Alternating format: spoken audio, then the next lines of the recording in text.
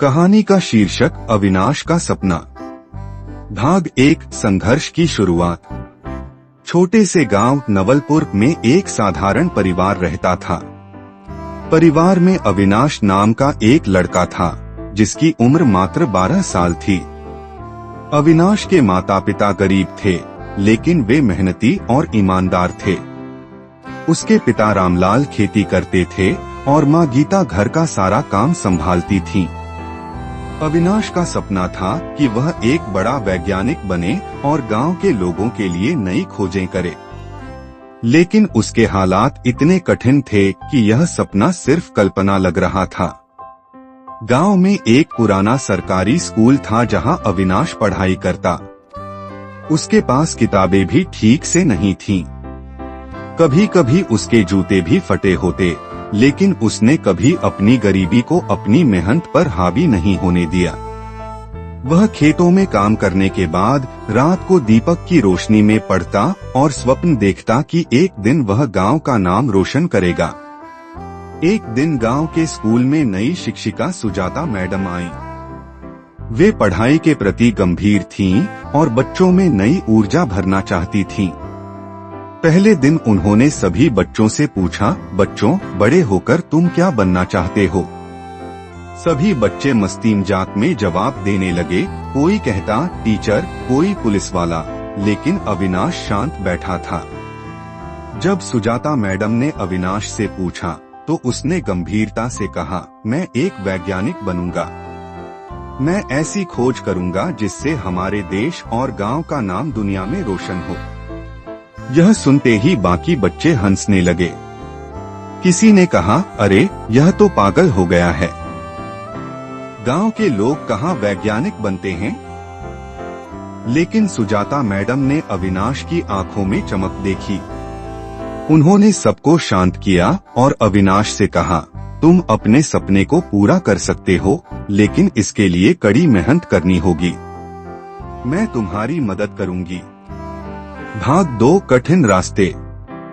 अब सुजाता मैडम अविनाश के जीवन में एक मार्गदर्शक बन गईं।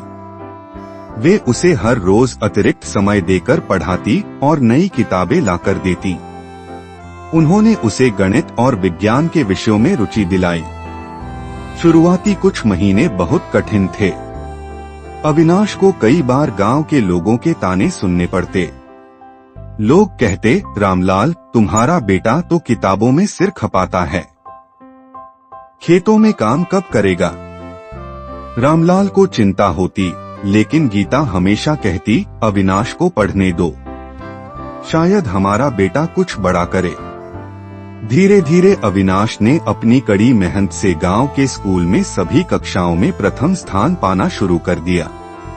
उसकी मेहनत और लगन देखकर गांव के कुछ लोग भी उसकी तारीफ करने लगे। भाग 3 बड़ा अवसर। एक दिन सुजाता मैडम ने अविनाश को बताया कि शहर में एक प्रतियोगिता हो रही है, जहां विज्ञान और गणित के होनहार छात्रों को छात्रवृत्ति दी जाएगी। लेकिन वहां पहुंचने के लिए पैसे चाहिए थे और अविनाश का परिवार इतना गरीब था कि शहर जाने के लिए टिकट के भी पैसे नहीं थे। अविनाश निराश होकर खेत में बैठ गया। उसने सोचा, क्या गरीबी हमेशा मेरे सपनों के आड़े आएगी? तभी उसके पिता रामलाल ने आकर कहा, बेटा, हम गरीब हो सकते हैं, लेकिन तेरे सपने गरीब नहीं हैं। मैं कुछ भी करके तेरे शहर जाने का इंतजाम करूंगा। रामलाल ने अपने पुराने बैल को बेच दिया और उस पैसे से अविनाश का शहर जाने का खर्चा निकाला। यह देख गीता की आंखों में आंसू थे, लेकिन रामलाल ने कहा, आज यह बलिदान हमारे बेटे के भविष्य के लिए है। शहर पहुंचकर अविनाश ने पूरी तैयारी के साथ प्रतियोगिता में भाग लिया। वहां बड़े बड़े स्कूलों के बच्चे आए थे, लेकिन अविनाश ने अपनी मेहनत और ज्ञान से सभी को चौंका दिया। भाग 4 संघर्ष और आत्मविश्वास। अविनाश ने शहर में प्रतियोगिता में भाग लिया। यह उसके जीवन की पहली बड़ी परीक्षा थी। वहां पहुंचकर उसने देखा कि अन्य बच्चे महंगे स्कूलों से आए थे, उनके पास चमचमाती किताबें और आधुनिक सुविधाएं थीं। लेकिन अविनाश ने खुद को कमजोर महसूस नहीं होने दिया। प्रतियोगिता में विज्ञान के प्रश्न पूछे गए। अविनाश ने सुजाता मैडम की मदद से जो सीखा था उसे ध्यान में रखते हुए जवाब देना शुरू किया। धीरे धीरे उसकी मेहनत रंग लाई। परीक्षा के अंत में जब परिणाम घोषित हुए तो सबके चेहरों पर हैरानी थी। प्रतियोगिता का विजेता अविनाश कुमार, नवलपुर गांव से। यह सुनते ही तालियां गूंज उठीं। अविनाश की आंखें नम थीं। उसने सोच लिया, यह तो बस शुरुआत है, मैं अपने लक्ष्य तक जरूर पहुंचूंगा। भाग 5, गांव का गौरव।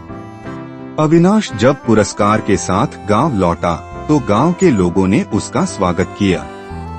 रामलाल और गीता के आंसू थमने का नाम नहीं ले रहे थे। जो लोग कभी उसका मजाक उड़ाते थे अब वही लोग कह रहे थे, अविनाश ने हमारे गांव का नाम रोशन किया है। सुजाता मैडम ने सबके सामने कहा, अगर शिक्षा के अवसर दिए जाएं, तो छोटे गांवों के बच्चे भी बड़े सपने पूरे कर सकते हैं। अविनाश को पुरस्कार के रूप में छात्रवृत्ति मिली, जिससे वह शहर के एक अच्छे स्कूल में पढ़ाई करने गया। लेकिन उसकी मुश्किलें यहीं खत्म नहीं हुई। भाग 6, नई चुनौतियां। शहर का स्कूल गांव के स्कूल से बिल्कुल अलग था। वहां पढ़ाई का स्तर बहुत ऊंचा था और ज्यादातर बच्चे अमीर परिवारों से आते थे। कुछ बच्चों ने अविनाश का मजाक उड़ाया, देखो यह तो गांव से आया है, इसे क्या पता विज्ञान क्या होता है।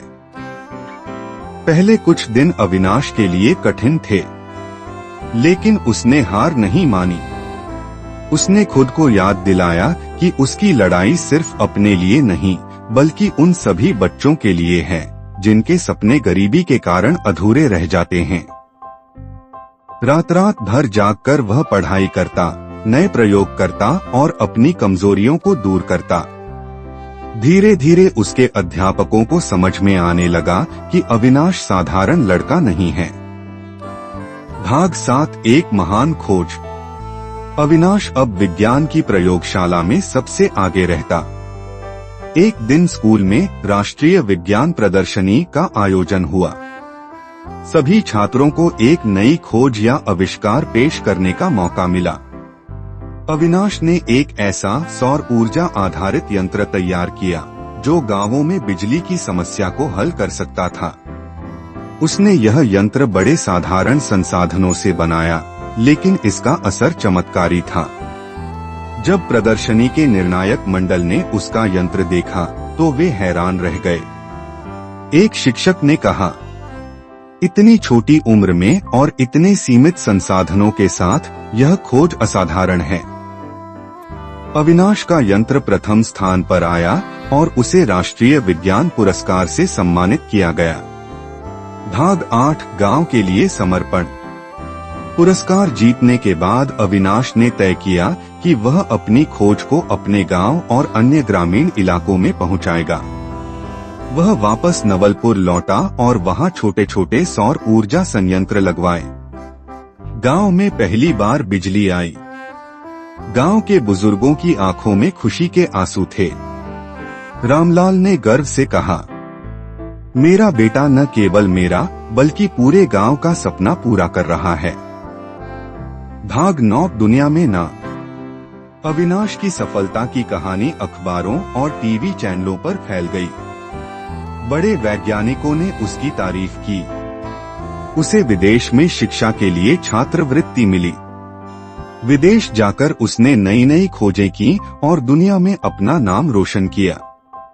कुछ सालों बाद जब अविनाश एक बड़े वैज्ञानिक बन गए तो उन्होंने भारत लौटकर कई गांवों में विज्ञान केंद्र स्थापित किए।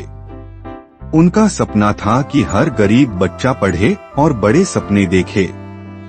निष्कर्ष, अविनाश की सीख।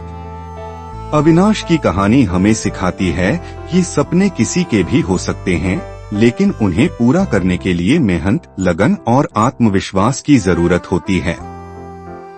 गरीबी और मुश्किलें आपको रोक नहीं सकती, अगर आप अपने लक्ष्य के प्रति समर्पित हैं।